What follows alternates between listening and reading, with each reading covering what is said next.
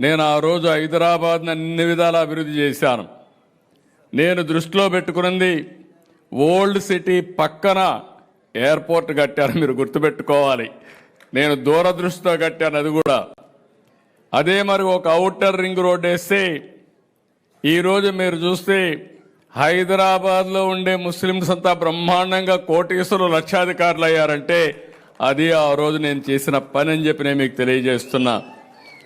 నేను ఎప్పుడూ ఒకటి చెప్పేవాడిని, హైదరాబాద్కి ఎవరు వచ్చినా నేరుగా పోయి ఓల్డ్ సిటీలో షాపింగ్ చేసే విధంగా పెరల్స్ని ప్రమోట్ చేసింది కూడా తెలుగుదేశం పార్టీ. హైదరాబాద్ బిర్యానీని కూడా ప్రమోట్ చేశాం.